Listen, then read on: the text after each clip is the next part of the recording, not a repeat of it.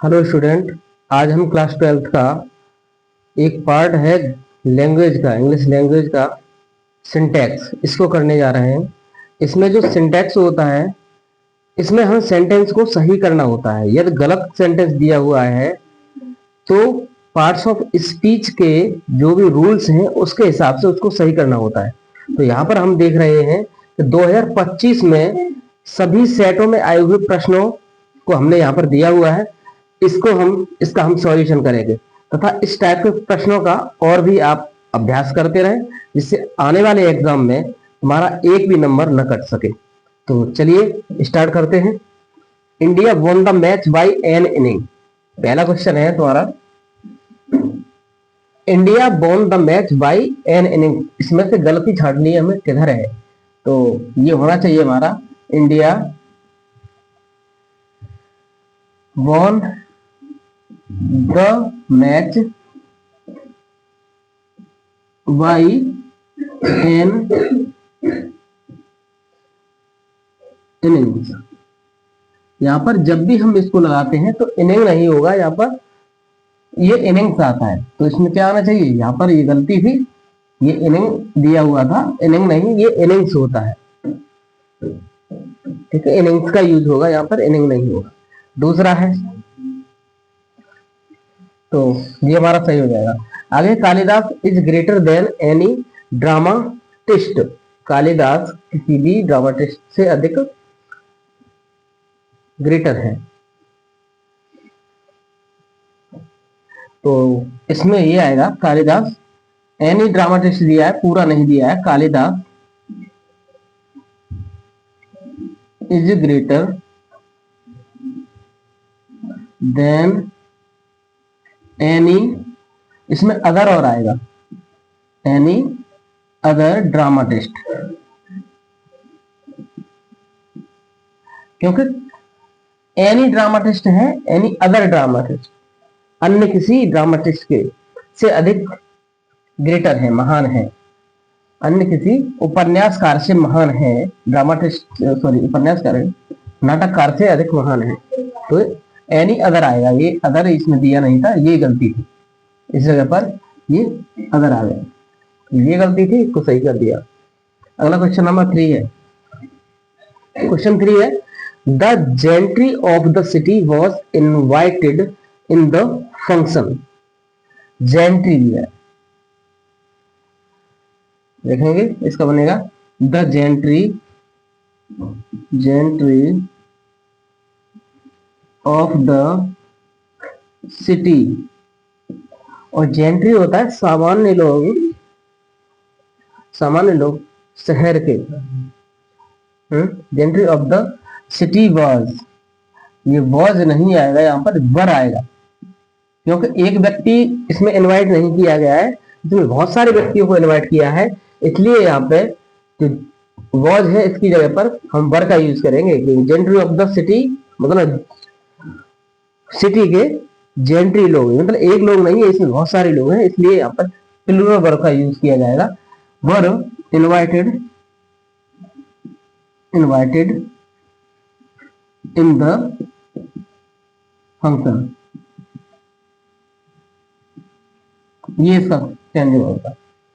आगे दिया है 4 number question, he is the tallest of the two. तो टॉलेस्ट है, he is the tallest of the two, तो इसका बनेगा he is taller, he is the taller of the to.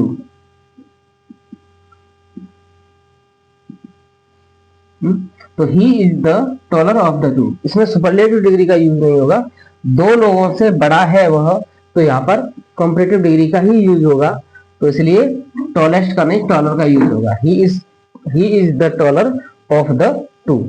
अगला क्वेश्चन आया है 5 नंबर, मोहन फादर शिफर्त। मतलब यहाँ पर दो जगह इसमें अपस्ट्रॉफी दिखाई दे रहा है, दो जगह पर अपस्ट्रॉफी है, लेकिन अपस्ट्रॉफी एक ही जगह पर आ सके, आएगा एक वाक्य में, इसलिए यहाँ पे मोहन फादर पर्स दिया है, has been stolen.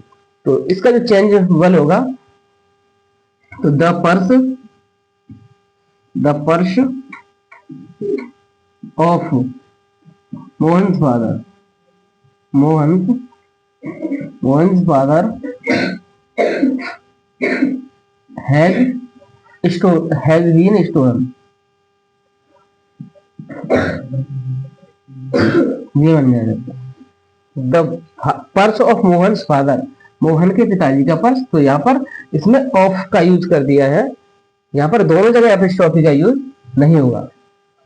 Mohan, the purse of Mohan father, the purse of Mohan father, Mohan के पिताजी का पर्स हैज बीन स्टोलन, चुरा लिया गया। तो ये गलती है, जब भी ऐसा आए तो यहाँ पे हमें ये ध्यान रखना है, इसको ऑफ से जोड़ दिया। तो purse of Mohan father, Mohan के पिताजी का पर्स। अगला है क्वेश्चन नंबर 6। 6 है Rampal is junior than me. यहाँ पर देन का यूज नहीं होगा, ये देन गलत है, तो देन का यूज नहीं होता। Junior to, senior to, junior to या फिर सीनियर टू का यूज होगा, देन का यूज नहीं होगा। तो इसका हो जाएगा change, Rampal, Rampal is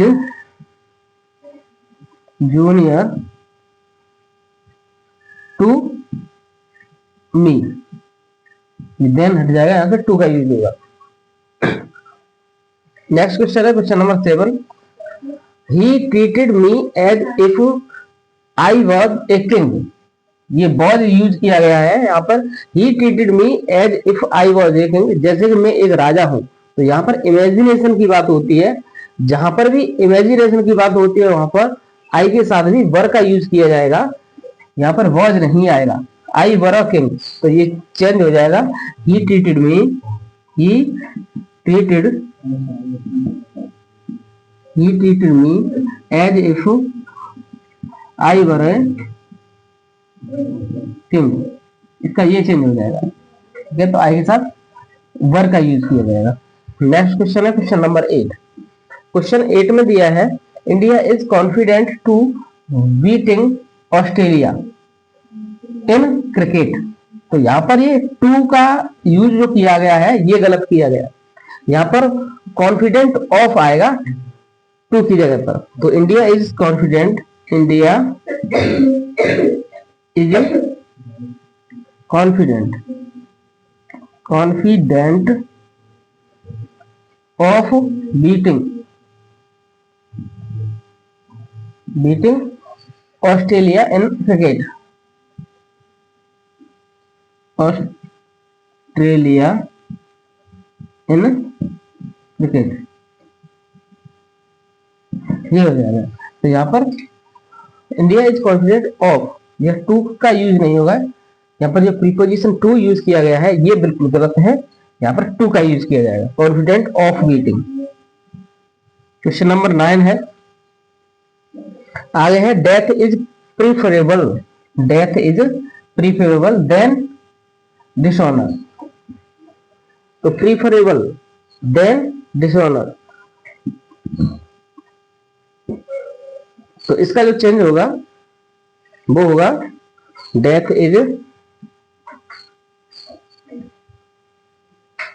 sorry death,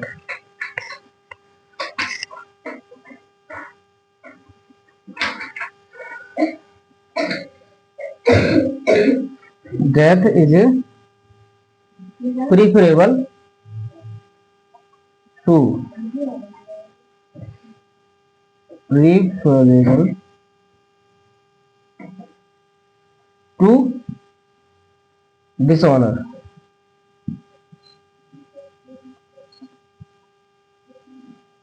ये बनेगा। तो यहाँ पर हमने जो डेथ का यूज हो रहा है, ये सॉरी देन का यूज हो रहा है, ये देन हट जाएगा यहाँ पर। तो प्रीफरेबल टू आएगा, प्रीफरेबल के साथ में देन का यूज नहीं आएगा, ये टू आएगा। क्वेश्चन नंबर 10 है, क्वेश्चन 10 है if he will come I shall go with him. तो ये कंडीशनल सेंटेंस है और ये फ्यूचर का है। तो फ्यूचर का जो कंडीशनल सेंटेंस होता है उसमें एक फ्यूचर में होता है और दूसरा पार्ट प्रेजेंट में होता है। तो एक पार्ट ये भी प्रेजेंट में होगा। If he comes, if he comes, if he comes, I shall go with him, ये बन जाएगा। तो यहाँ पर ये प्रेजेंट में, एक फ्यूचर में और दूसरा पार्ट ये प्रेजेंट में, प्रेजेंट और फ्यूचर का कॉम्बिनेशन होता है। ये दोनों ही, ये पास्ट में दिया होता तो दोनों ही पास्ट के पास्ट में ही होते हैं, लेकिन ये फ्यूचर की यदि बात होती है तो एक प्रेजेंट में और दूसरा फ्यूचर में होता है। अगला question number 11, Madhu is a प्राउडी girl. ये प्राउडी नहीं आएगा यहाँ पे, ये प्राउड गर्ल आएगा। तो मधु इज अ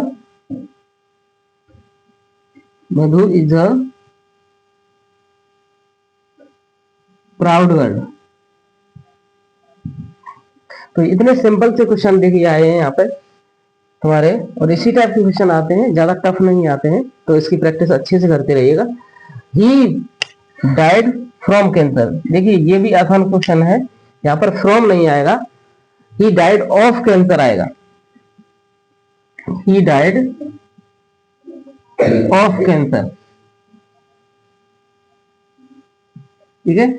जब कोई बीमारी से मरता है तो डाइड ऑफ का यूज होता है, लेकिन जब किसी बीमारी से पीड़ित होते हैं तब फ्रॉम का यूज करते हैं। जैसे he is suffering, he has been suffering from fever since last night, ऐसे हम लिखते हैं। तो सफरिंग फ्रॉम फीवर, यदि सफर कर रहा है मतलब पीड़ित है तो फिर फ्रॉम का यूज करते हैं, लेकिन यदि कोई डेथ हो गई है किसी बीमारी के कारण तो वहां पर एफ का ही, ऑफ का ही यूज करते हैं। तो he died of cancer question number 13 है। आगे माई हेयर्स आर ब्लैक, देखिए यहाँ पर जो हेयर है वो कभी भी ये हेयर्स नहीं आता है, ये अनकाउंटेबल नाउन के अंतर्गत आता है, यहाँ पर हेयर ही आएगा। तो इसका जो चेंज हो जाएगा, माई हेयर इज ब्लैक, ये गलती थी इसमें, तो हेयर इज ब्लैक आ जाएगा। आगे he gave me a speech, उसने मुझे एक स्पीच दिया, तो ऐसा कभी नहीं हो सकता कि उसने मुझे एक स्पीच दिया, वो सबके लिए स्पीच होता है, भाषण। तो इसलिए इसका जो चेंज होगा, he made a speech, he made a speech, उसने एक भाषण दिया। यहाँ पर इसको चेंज कर सकते हो, ही डिलीवर्ड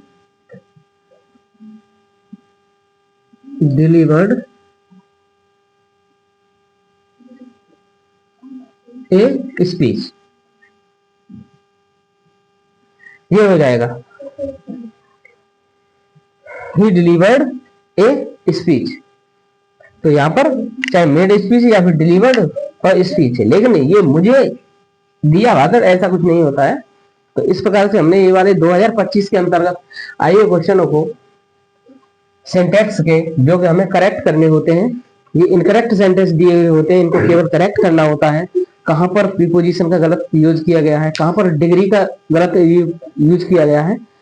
तो इस प्रकार से जो भी तुम्हारी गलतियां हो सकती हैं उनको हमने सही किया, और इस टाइप के जो भी क्वेश्चन है उसकी प्रैक्टिस करते रहिए, अभ्यास करते रहिए, जिससे तुम्हारा जो भी नंबर है वो पूरे के पूरे नंबर प्राप्त कर सको। थैंक यू फॉर वॉचिंग, धन्यवाद।